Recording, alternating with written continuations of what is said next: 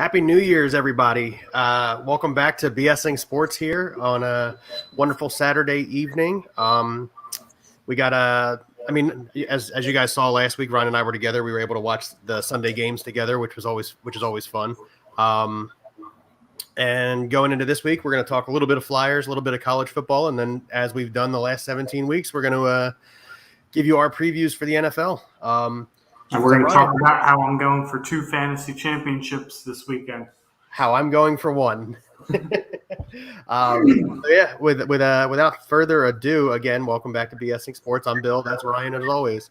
That's most of the time. Yeah, most of the time, always, like whatever, same difference. Let's start with the Flyers. I suppose they come back after a 10-day layoff. They get 3 points in back-to-back games. Ryan, why don't you give us a little bit of feedback on the Flyers?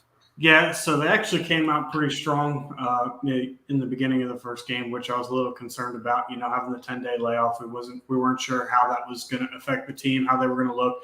I guess in the sense of things, when you think about it, it's probably good that this happened for this team because if you think about it, having the head coaching change, they probably haven't had a whole lot of practice time.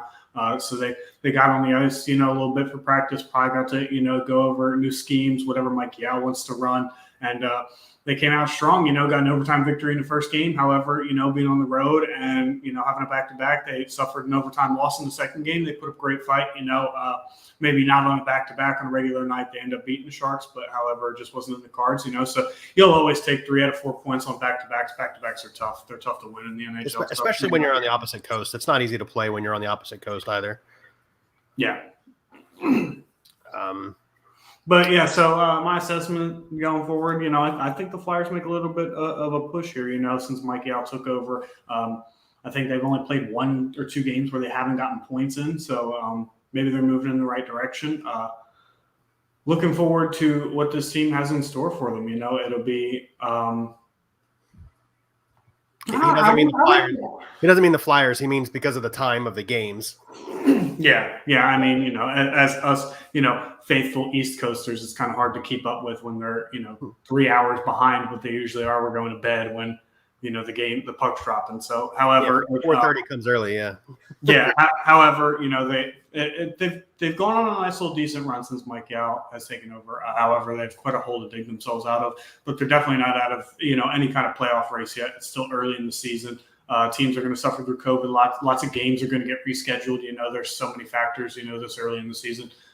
It'll be interesting to see how the rest of the year plays out. But I can see Flyers still making the playoff run. They got to get healthier. They got to get Farabee. They got to get Broussard. They got to get Ellis back. So that's step 1. Yeah, obviously getting healthy is a big deal, but also just the way they've played with the intensity since the firing of Alain Vigneault. There was obviously something going on in the locker room that the media hadn't found and dug up because just the intensity that they've come out with. Even before the 10-day layoff was really good to see. So like you said, I also think they can make a playoff push here. It's still relatively early in the season. There's nothing that says that they can't get it done and make a spot in the playoff. Also, in the second game of that back-to-back against San Jose, Felix Sandstrom broke the Flyers record for most saves in an NHL debut with 43. Congratulations, young man. I know that he's a highly touted prospect and that the Flyers are looking forward to eventually having him at the NHL level permanently, which would be good. You could have 2 very young guys in Carter Hart and Felix Sandstrom in that. Obviously, way down the line, you'll have to think about only keeping one of them, but that's years down the road from now. So we'll see how that pans out. But congratulations on your NHL start. Unfortunately, we could not get you a win. Yeah, it's unfortunate, but like you said, played really well. 43 saves is a big deal. Yeah, it's a lot of shots. It's a lot of shots. Defense gave up a lot of shots. San Jose is a pretty good team. I'm not surprised they got that many pucks on net, but to save 43 is extremely impressive. So good for that kid. So let's just go into the FBS football over here. Yeah, college football. Number 1 seed Alabama versus number 4 seed Cincinnati. Cincinnati lost this game from the get-go, and I say that because they played this game as if they expected Alabama to come up 21-0 in the first 3 drives. Desmond Ridder dropped back and passed way too many times. The game plan was completely, uneven, and it just was not was not suited for what Cincinnati had been successful for all year: run the ball well and play defense. And the defense held up pretty well in the first half.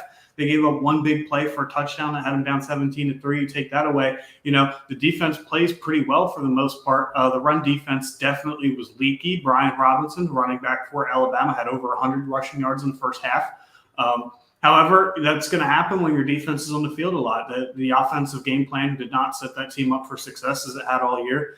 And that's, I think, what their biggest issue was, is Desmond Ridler was just dropping back to pass way too much. I think at one point Ridler had dropped back to pass 12 times and Jerome Ford had only run the ball 3. It's like your bread and butter is running the football. And it wasn't even bad. I think he had 3 carries for 17 yards. So, there was some yardage to be found on the ground. And eventually they did start giving Jerome Ford the ball a little bit, too little, too late. But I think ultimately, Cincinnati's game plan, essentially coming out, mentally down 21-0, throwing the ball way too much, kind of lost them this game. I don't think that this was an issue of they didn't deserve to be there. As I argued with my brother-in-law, who is a faithful Ohio State fan, the same fate would have happened to them. This is the same Ohio State that got run all over by Michigan. It was absolutely terrible to watch. They're losing to Utah right now too. Yeah. So Ohio State definitely did not belong there, so don't give me that. Notre Dame, I am a Notre Dame faithful. However, that was really painful to watch earlier today. Go up 28-7, and then Oklahoma State scored, 30 straight points against you. It was awful. You can't really definitely say that there was another team that deserved to be there. And Cincinnati, I think, earned the right to be there, and they did not look bad in the first half.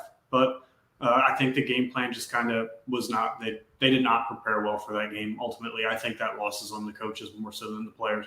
Yeah, I would agree with that. You're talking Brian Robinson, the running back for Alabama. You already mentioned he had over 100 yards rushing in the first half. He finished the day with an 8-yard average per carry, 25 for 198 total on the day.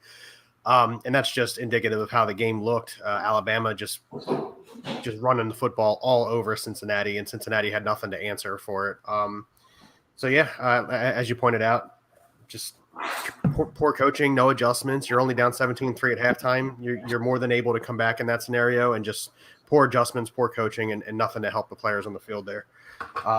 Go into the Georgia-Michigan game, which is the one that I actually got an opportunity to catch a little bit of. I didn't get to watch a lot of it. This game actually surprised me. This game actually surprised me. So it doesn't surprise me that Georgia won. It surprises me how dominant they won. You're talking Stetson Bennett throws for 310 yards and 3 touchdowns. And I mean, look, that Michigan defense is good.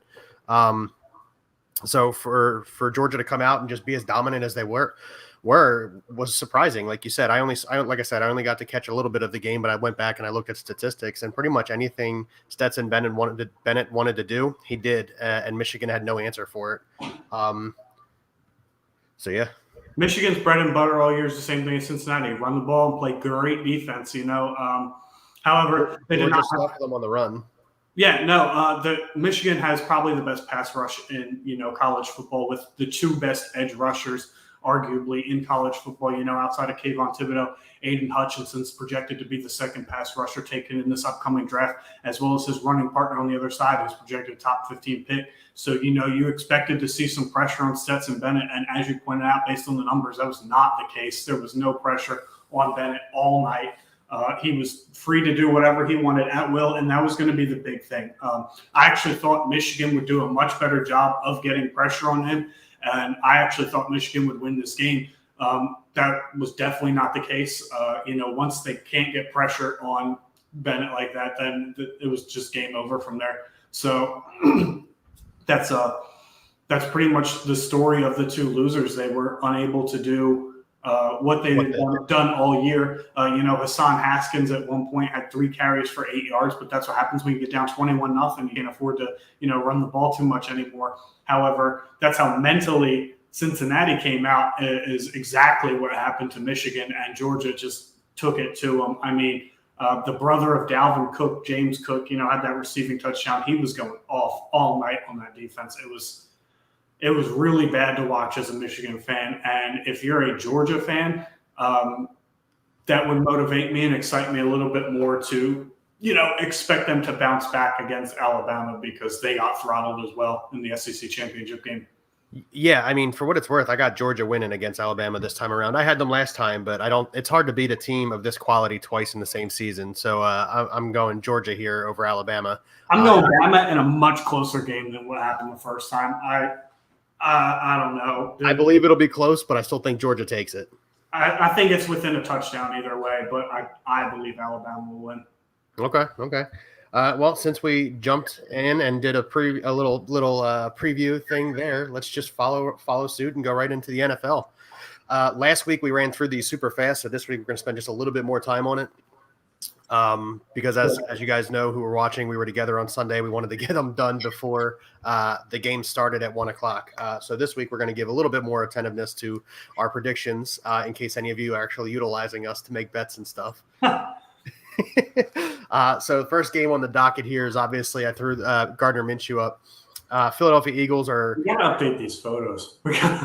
I've been a little bit busy this week. Yeah.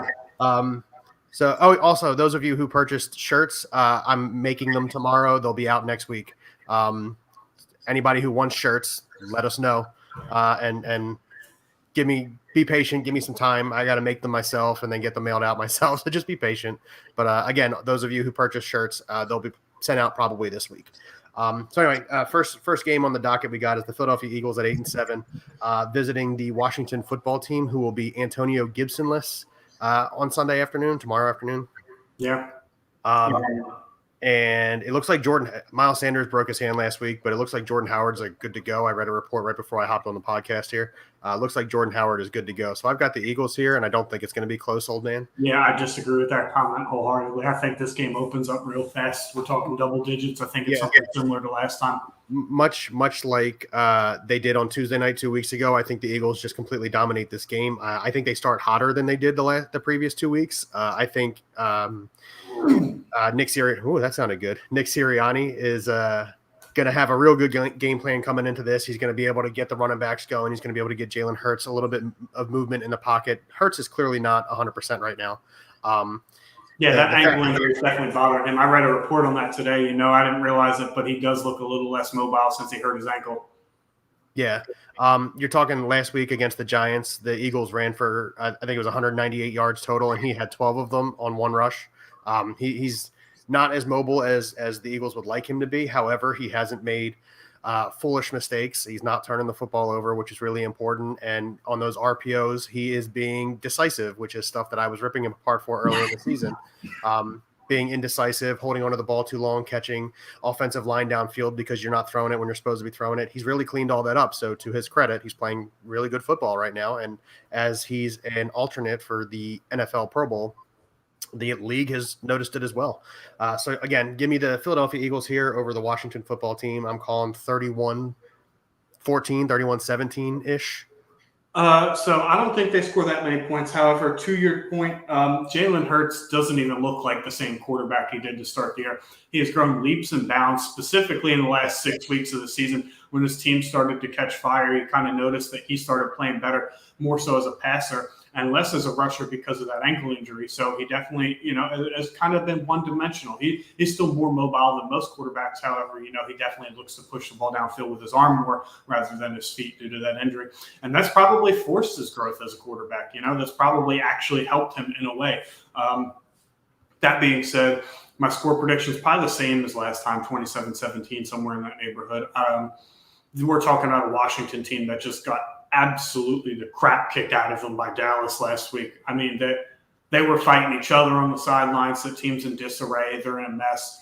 And now arguably one of their only two offensive weapons isn't even going to play in Antonio Gibson. So, and with J.D. McKissick on IR, you're going to have to lean on Jared Patterson out of the backfield.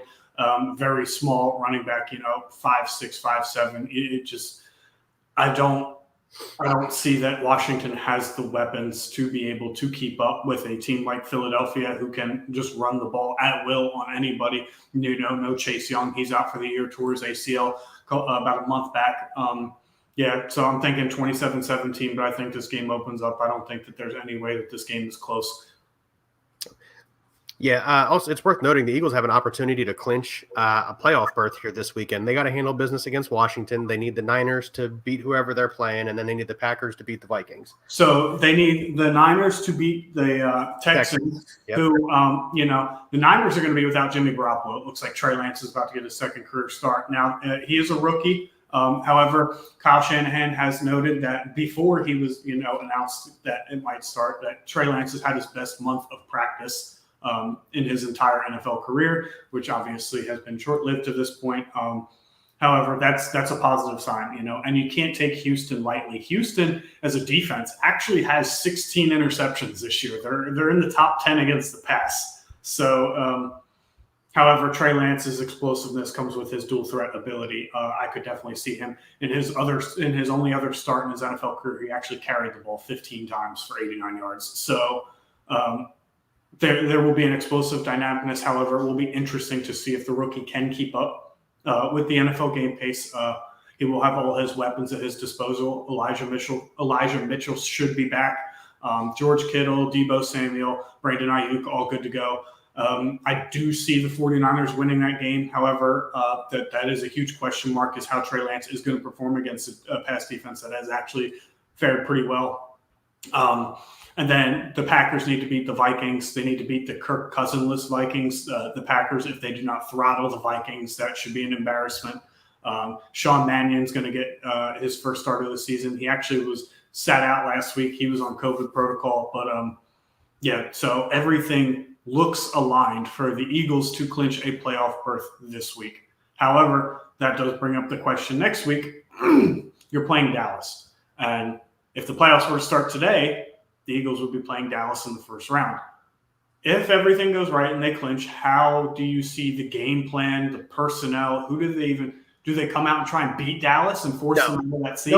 No. I think we see Gardner Minshew and a lot of the second team players like Kerryon Johnson will get an opportunity. We just got him back. He'll get an opportunity to run the football a bunch. We don't have a ton of offensive linemen to spare anymore, but the ones that we can spare, you're probably going to spell Mailata. You're probably going to spell Johnson. Get Kelsey out of there just because you don't want to risk injuries at this point because the playoffs are what matters. I think Darius Slay probably won't suit up. McLeod won't suit up. If they've already clinched a playoff spot, you're gonna see B team players because they're like you pointed out 2 weeks ago. The Eagles are not going to want to show their hand to the Cowboys because we have to go right back to Dallas and try and give it to them. So the Eagles aren't going to show their hand to the Cowboys.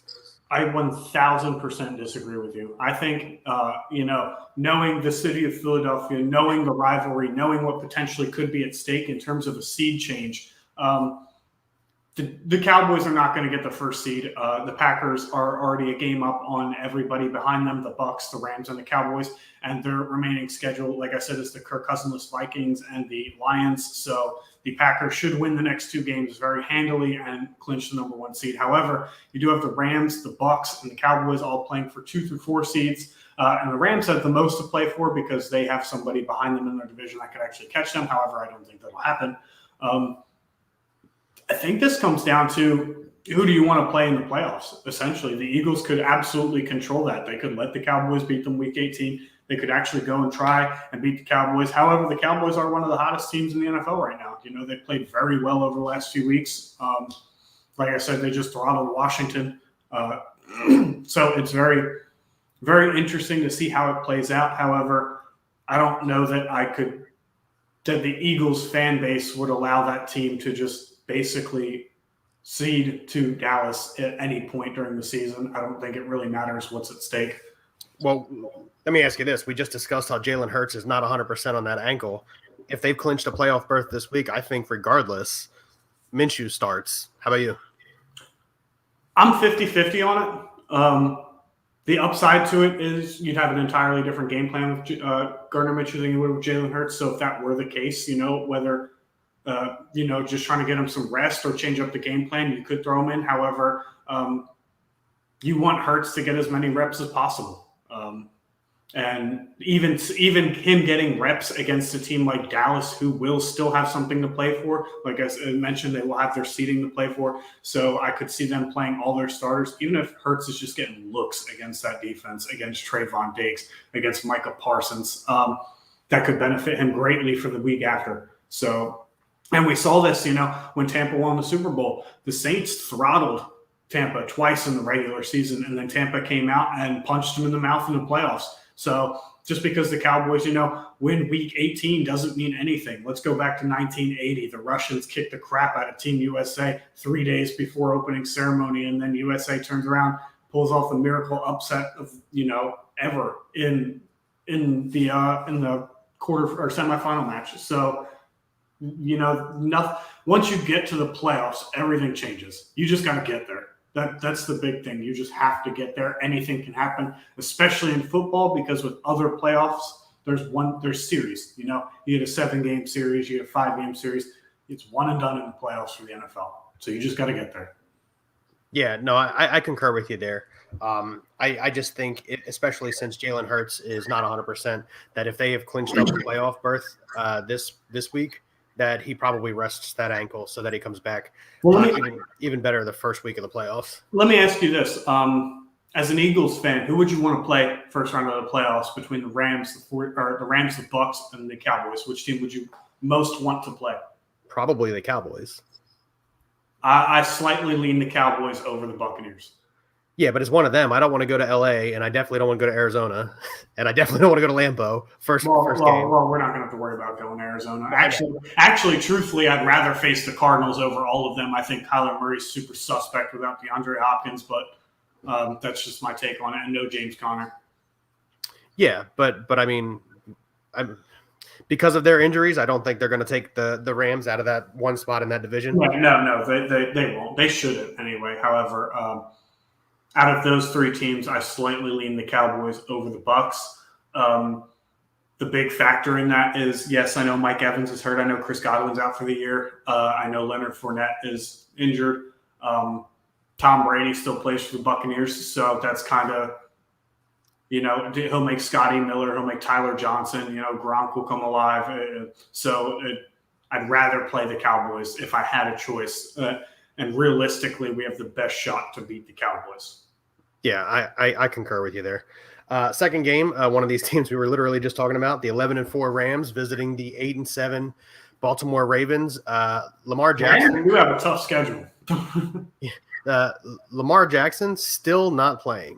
Yeah, no, Tyler Huntley's playing, which I think is the big difference in this game. I think the Rams, Tyler Huntley, and Josh Johnson have not, played poorly by any stretch of the imagination. However, they are not Lamar Jackson.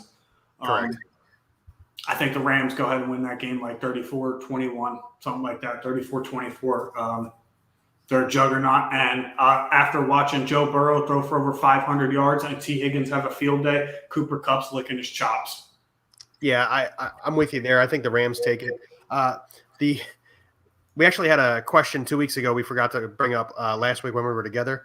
The question was the Ravens, and again, this was 2 weeks ago, have lost 2 straight games going for 2-point conversion at the end of the game, and they've lost by 1 point both weeks. Do you think Harbaugh is on the hot seat because of that? No. Yeah, me neither. Yeah, no, I don't think that's actually, I think, the right move. I mean, if you run that scenario back 10 times, you convert at least one of those 2-point conversions in 8 of them. So it just happened to be unfortunate, and you're not really playing for overtime in those scenarios. One of them was against the Packers, and with a backup quarterback in, you were only going to hold off the Packers for so long anyway. You weren't, and this isn't a scenario of where your defense was playing absolutely great. This is a scenario of where both times you had given up over 30 points already. Correct. So with the Ravens defense, it's not so much about Justin Tucker kicking extra points. It's, are we going to even be able to stop the opposing offense if they get the ball first? And the answer is probably no. So I have nothing against going for 2 points there, going for the win right there. I think that's actually the correct move given the situation of the very hindered and hurt defense that the Ravens run out there week to week. Yeah, I'm with you there. I don't think it in any way, shape, or form says that Harbaugh's in a hot seat. I don't believe that at all. No. But yeah, in this particular game, the Rams, you said you got a 34-24 type game, and I'm going to agree with you. I got 35-21, 35-21 in favor of the Rams. Yeah, I just think that the Ravens secondary is just they got lit up last week. Yeah, they've got 4 corners nothing against COVID and Joe stuff. Burrow in them, but Matthew Stafford and Cooper Kupp have been on another planet this year, so I expect probably like 200 yards and like 3 touchdowns from Cooper Kupp. That's a bold prediction. I like it. I don't think it's that bold after watching what happened last week. All right, true. The 11-4 Buccaneers visit the wonderful Meadowlands playing Jets at 4-11. I don't think this game is close in any way, shape, or form. The only running back in the Jets backfield right now is Michael Carter, and not that it matters because nobody runs on the Buccaneers defense. I don't think Michael Carter's a bad running back. He's actually outperformed what I thought he would this year. That's not what I mean. I mean, there's no other options in that offense right now other than Michael Carter is what I was trying to say. Yeah, Corey Davis is hurt, so Braxton Berrios has looked okay. Yeah, he kind of jumped onto the scene there against the Eagles, and they've let him keep playing, and he's doing a pretty good job. Yeah, he also returned a kickoff for a touchdown, I think, the week after or something like that. So yes, he did. I got the Buccaneers here. I would be surprised if the Jets score 14 points. So give me the Bucs and 28-10 game. I was thinking 28-14. I think the Jets play tough. I think they kind of have rallied around Robert Saleh. I think they've kind of rallied around Zach Wilson. I don't expect this game to be close, 28-14. I'm not saying that the Jets are going to, put up this huge fight and go blow for blow with the Bucs, but there have been times this year where the Bucs seemingly have overlooked their opponents. So I don't expect them to lose, but I think it could be closer than 28-14. However, that's what I'm going to go with. All right. The next game is a huge game in the AFC playoff picture. The 8-7 Dolphins on 7-game win streak are visiting the 10-5 Tennessee Titans. This is a really intriguing game because on paper, even with Derrick Henry out and Julio Jones on IR, the Titans should technically be the team that wins here. But I'm going Dolphins on this one. I know they've won 7 straight, but they're looking and they're hungry to get into a playoff spot. So I'm going Dolphins, and I'm going Dolphins 24-21, 24-22 type game. This is a very interesting game. This is a game that should be on everybody's radar. Yes. The Dolphins are the first team in NFL history to have a losing streak of 7 games and a winning streak of 7 games in the same season. They are the hottest team in the NFL right now. There are a few that are pretty hot. The Chiefs, Colts, the Eagles. But they're the hottest team in the NFL right now. However, I do think this ends. I think Tennessee wants to clinch the division early, rest their guys before going into the playoffs. It'll give Derrick Henry an extra week of rest because they're talking about bringing him back week 18 if they need him to clinch the division. So go ahead and give me the Titans by the same score you have, 24-21. I think being in Tennessee is probably the difference here. Okay, good. We disagree on that one. I like it. The 2-13 Jaguars, who have just been horrendous, are visiting the 9-6 New England Patriots. The reason the Dolphins and Titans game is so huge is because of the next 2 games we're talking about: the Jags, Patriots, Raiders, Colts. So the 9-6 Patriots are at home against, like I said, the 2-13 Jaguars. I don't think this game is close at any point in time at all. So yeah, give me the Patriots. Ken says Pat's big. I'm in there. I'm thinking like 28-10, 31-10. I'm thinking like 31-3. There you go, 31-3. Okay. I can even see a shutout being pitched here. I know shutouts are hard to predict. However, that'll be my bold one: is that the Jags get shut out. Yeah, I just don't have a lot of nice things to say about the Jaguars. They're a young team, and with the right coach, they could be a successful team. The roster just lacks talent. I mean, if you think about it, once DJ Chark went out, they had no real number 1 receiver. Laviska Shenault's kind of been a disappointment this year. James Robinson, up until Urban Meyer was fired, was not utilized properly under any stretch of the imagination. And now he's got a blown Achilles. Yeah, and now he's got a blown Achilles. So they're starting Dale Abungwale or something like that. So, this just isn't going to be a close game. It's not going to be a good game, no. So we're in agreement there. Playoff implications on the next game: the 8-7 Raiders visiting the 9-6 Indianapolis Colts. Ryan already mentioned that the Colts are one of the hottest teams in football right now. I'd like to remind everybody that the Colts were 1-5 at one point in the season, and now they're 9-6. Throwing it out there. They were 1-4. 1-4. I mean, still impressive. Still Yes. impressive.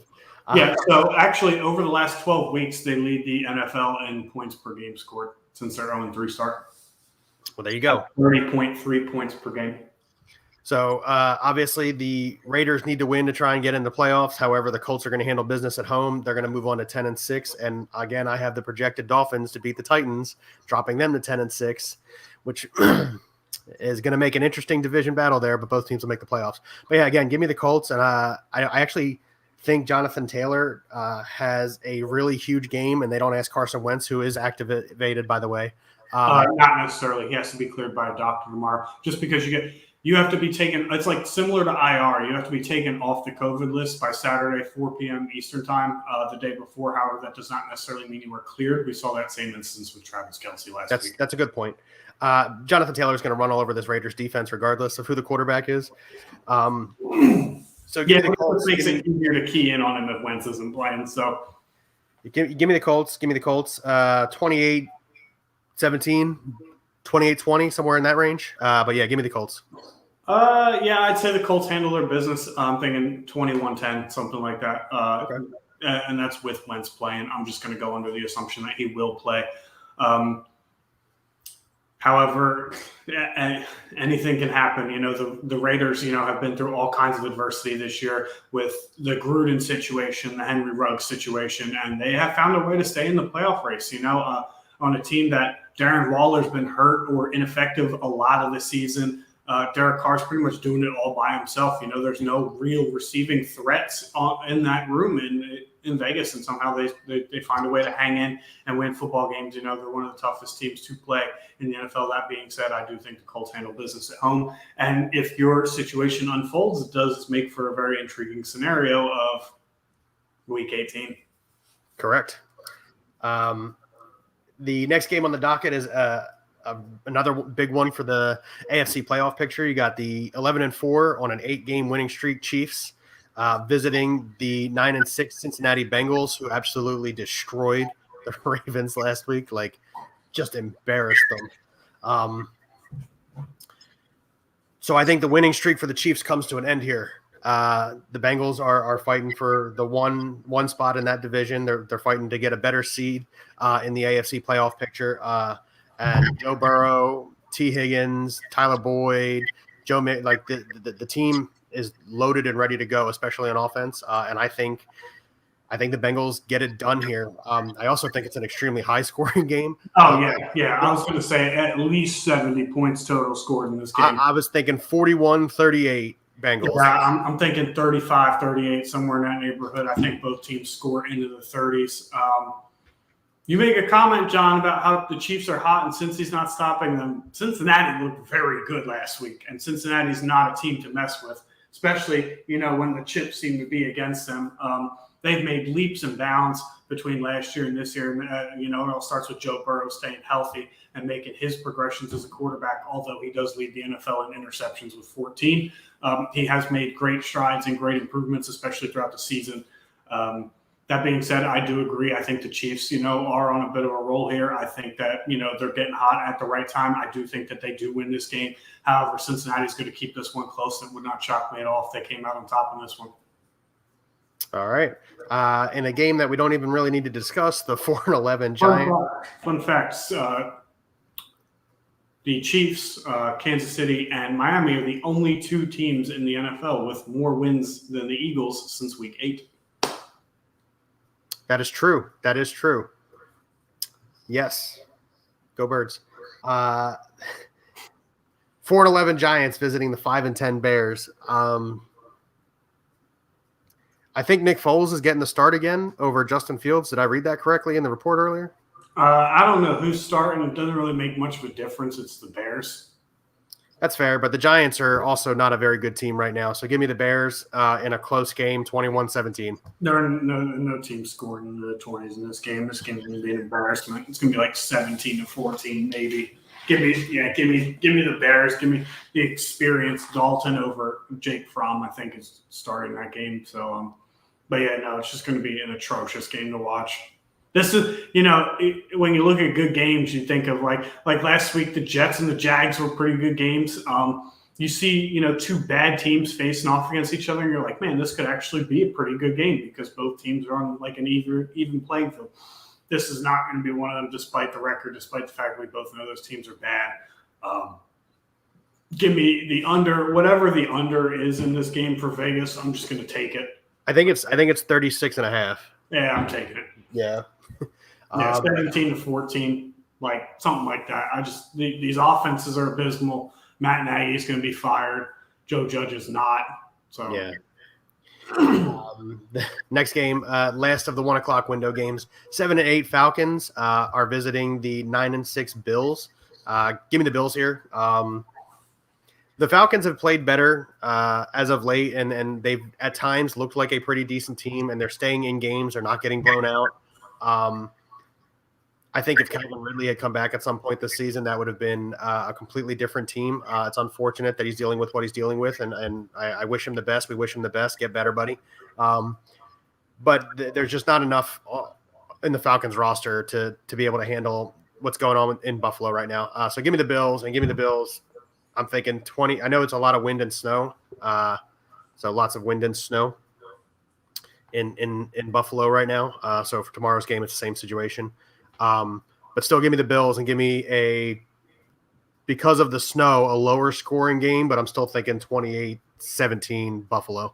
I don't think there's that many points scored. However, I think the weather is the factor here. The Bills, are used to playing in this kind of weather, and the Falcons playing a dome in Atlanta.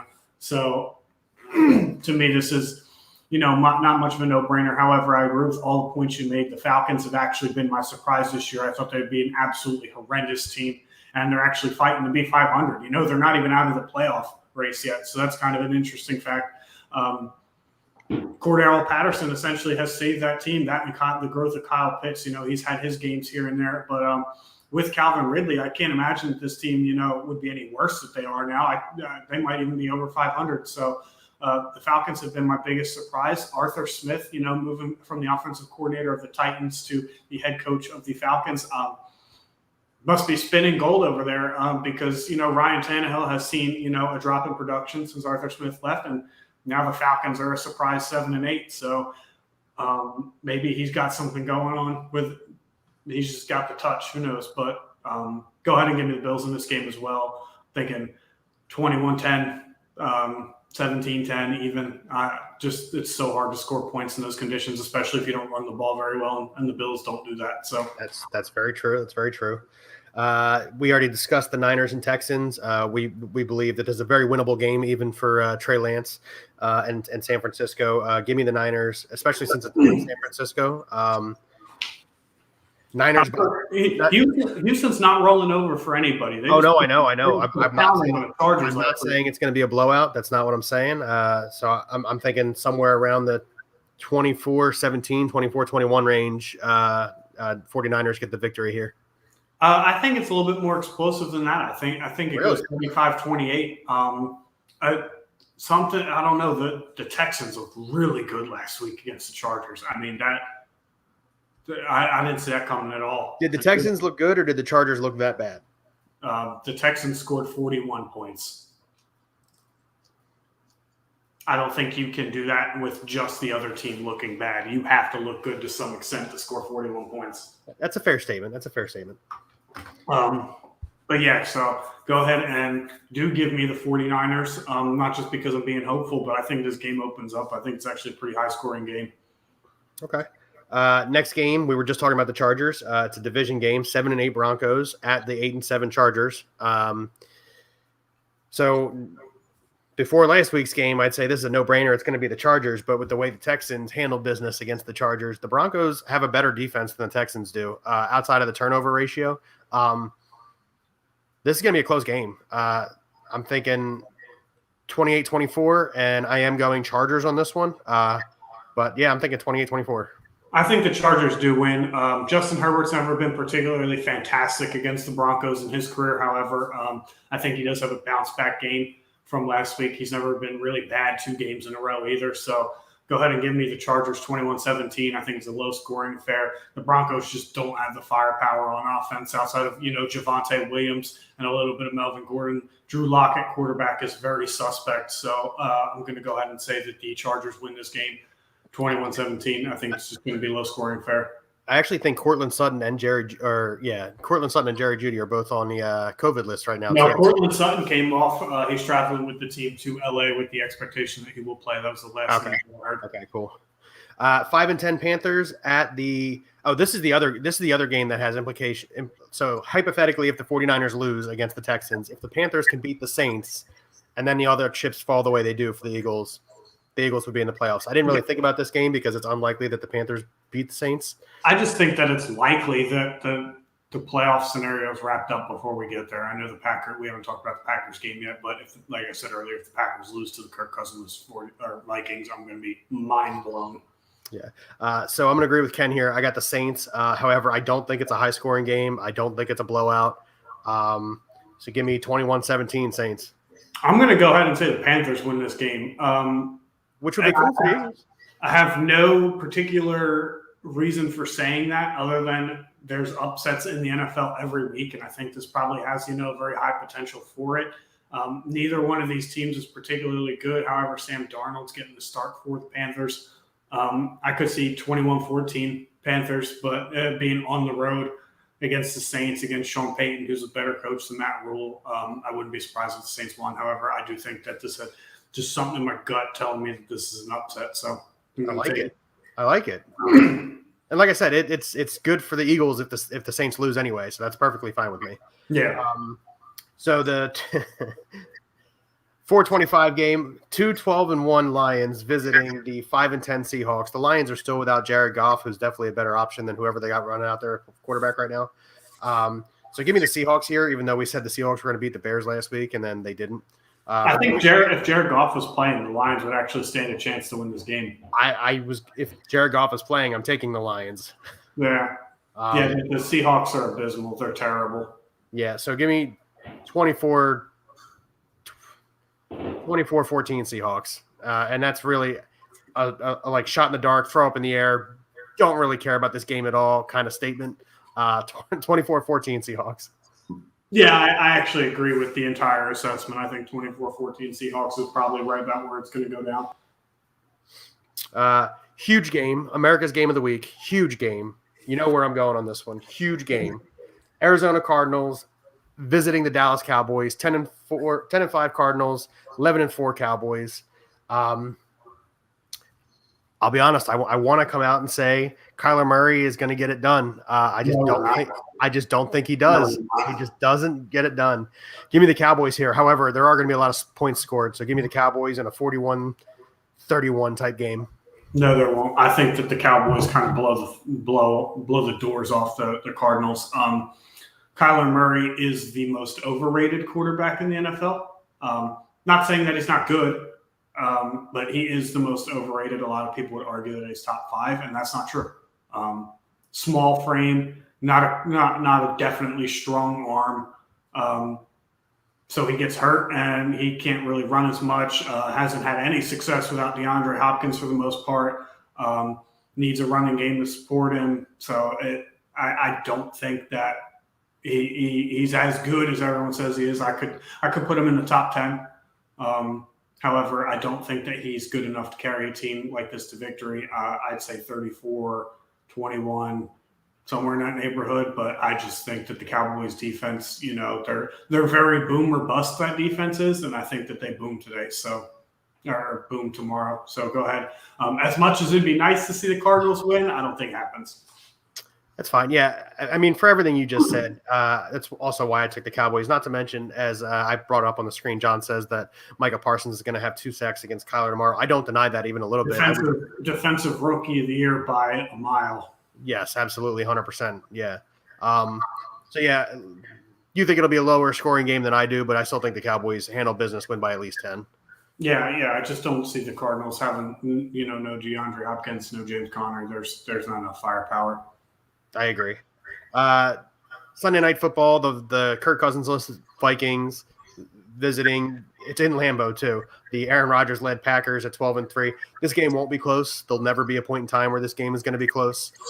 And the Packers are going to put up 40 15 points. 15 minutes on the clock in the first quarter, about the closest this game is going to look. Packers are going to put up 40 points because they're going to keep getting the football back because the Vikings defense isn't going to be able, or offense isn't going to be able to move the football. So give me the Packers in a 42-10 romp of the Vikings. Yeah, 42-17, 38-17, somewhere in that neighborhood. Packers can open this one up pretty early and kind of coast to a victory.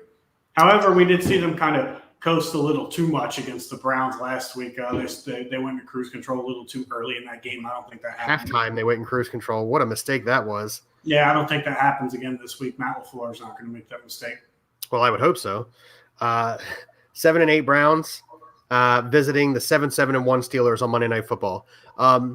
This is going to be an interesting game. Because that division is still wide open. You're talking these teams are 2 games back on the Bengals, who hold the lead in the division, and there's 2 games left to play. So the Bengals don't beat the Chiefs today or tomorrow, and then one of these teams do win. They're right there. They're kicking in the door. Now, having said that, we've discussed it every single week that the Steelers are such an anomaly. They play really bad teams really bad and really good teams really good. I think that's what is going to beat them here is the fact that the Browns are not really a good team or a bad team. They're right in the middle. So give me the Browns and give me the Browns 24-21. I think the Steelers win this game. Mike Tomlin has got to be in the running for Coach of the Year again. I mean, Mike, you can make an argument to me that Mike Tomlin is the 3rd best coach in the NFL behind Andy Reid and Bill Belichick. You could even make slight arguments, although I disagree that he's better than either one of those two because he's dealt with some significantly lesser teams, especially over the last couple of years as Ben Roethlisberger's aged. They just find ways to win. Those teams come ready to play every week. Except for last week. Yeah, except for last week. They were abysmal last week. They're a very talentless team with Ben Roethlisberger at the helm because they have no offensive line. Therefore, he cannot move.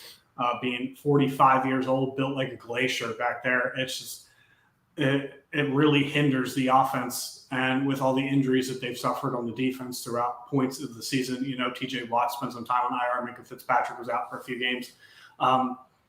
Juju Smith-Schuster's out for the season. You have a rookie running back, albeit everybody knew he was going to be talented. So go ahead and give me the Steelers here. And just because Mike Tomlin's their head coach, that'll secure yet another season where it's not a losing season for Mike Tomlin if they win this game, because that would put them at least at worst 8-1. So, but Mike Tomlin's got to be. Let's talk about that for a second since we've covered all the games. Think about all the head coach of the year candidates there are. To start out, you have Nick Sirianni, who's completely turned around Philadelphia. Yeah. You have Brian Flores, who's led the hottest team in the NFL, to 7 straight wins, totally turned around the Dolphins. Everybody talked about how bad the Chiefs were in the beginning of the year. You have Andy Reid. The Patriots are looking at, winning the division with a rookie quarterback. So Bill Belichick's name's got to be in that conversation. There's just so many different scenarios. Kyle Shanahan, has turned the 49ers around. They were 1-6, I think, at some point this year. They were terrible. No, the Niners started off 3-0. Okay, then they were 3-6 at some point because they were third in that division by quite a substantial margin. There's so many head coach of the year candidates. You could even make the argument for Mike McCarthy, as much as that pains me to say, that the Cowboys are finally living up to the team that they have on paper. They also had the comeback player of the year running their offense. Yeah, if it wasn't for Dak Prescott, there's a runaway winner with this award, and then there's a runaway runner-up, and it's Dak Prescott and Carson Wentz in that order. If Dak Prescott did not exist, Carson Wentz would easily run away with the comeback player of the year award. You can't tell me otherwise. I agree with you. But there's no dispute on it. As long as Dak made it through the season and didn't play the most abysmal football anybody's ever seen, he was going to win this award. Yes, he was. As for while Burrow has played well, Burrow didn't play bad enough last year for Correct. You know, like Burrow actually played pretty well, although he did make a good comeback. He actually came back pretty early from his ACL injury. However, like I stated before, he's been boom or bust. He leads the NFL in interceptions. Correct. As for the head coaching situation, you pointed out all the coaches that could possibly win it. If I'm doing the vote right here today, right now, it's got to be Brian Flores for me. You're talking a 1-7 Dolphins team that is now sitting at 8-7, kicking the heels of the Patriots, kicking the heels of the Bills. Not just to make a wild card spot, they very easily could win this division. And you're talking everything falls the right way, yeah. Correct, yeah, obviously, yeah. But yeah, so if we were doing voting today, my vote is hands down Brian Flores of the Miami Dolphins. If the Dolphins make the playoffs, there's no way it's not Brian Flores' award. The in-season adjustments, you know, the faith that he put into Tua, who's drastically turned it around. The defense has played existentially better, you know, since the midpoint of the season. The Dolphins are a completely different team. This is the team we were expecting to see coming off that 10-6 season last year. Right, yeah. So, I think if I was voting today, it would be Brian Flores. However, Zach Taylor in Cincinnati is another one. They were, as well as Joe Burrow played for a rookie, and I know he was hurt, they were bad last year. I think they finished at 4-12, and now they're talking about locking up the division this weekend. So Zach Taylor's another one. Man, there's been so many just complete turnaround stories in the regular season, and you could even say that if the Raiders make the playoffs, their interim head coach, just because of all the things they went through over there in Vegas. And then there's been a lot of busts as coaches. You know, the Bills were expected to lose 3 or 4 games all year. Sean McDermott hasn't had that team ready to play at times. They need a running game. The Bills are desperate. He's another one. The Browns were expected to build off their season last year, and they kind of fallen flat on their face this year for the most part. So the Bills will be way more. We've discussed this 3 weeks in a row now. If they go out and get a running back, a legitimate running back, not Devin Singletary, the Bills are a much more dynamic football team. But when Josh Allen leads your team in rushing attempts and yards by a huge margin, that's a problem. That's a problem. I think that's what they got to do first. I mean, you want to draft defense, especially in a draft like this where there's a lot of defensive talent in the first round. However, you got to go out and get a running back. You got to go out and get an Isaiah Spiller. You got it. I'm with you. All right, so we have one quick announcement for you guys, and then we're going to get off. Ryan, fire away, buddy. Yeah, so next week, January 8th, we will be doing a show. I think, what time did we say, 7? 7 p.m., yes. Yeah, so at 7 p.m., I happen to be interacting, on a guy's post or on Twitter, and I saw Dumb Baseball and Other Stuff guy. So he actually created these really cool fantasy football rankings for dynasty players, anybody out there. And that's kind of what drew my attention to it. So I wanted to ask him a little bit, of how he created these rankings, how he built these rankings, what kind of ideology went into it, and if there's any adjustments that he made throughout the season, and if there's any adjustments he would make going into next year, and maybe debate, where he has a couple players, because one player in mind for the tight end rankings seemed a little off to me. So we're going to have, I believe his name is James. Yes, it's James. James Vecchio on with us next week. Go ahead and check out his Twitter page. Like I said, this is a lot of words, so give me a second. It's Dumb Baseball and Other Stuff guy. So, and it happens to be at WhatMoney3000. So go ahead and give him a look on Twitter. He's, actively involved with sports, and he's actually actively involved with his fans or people that comment on his posts. So we're going to have him on next week. It's going to be a great show. We're going to talk dumb baseball and other stuff, and particularly about dynasty fantasy football rankings. So tune into next week's show, guys. We're going to have a new face on with us. So. All right, yeah, that's going to do it for us here. Happy New Year, everybody, like I said at the beginning of the show.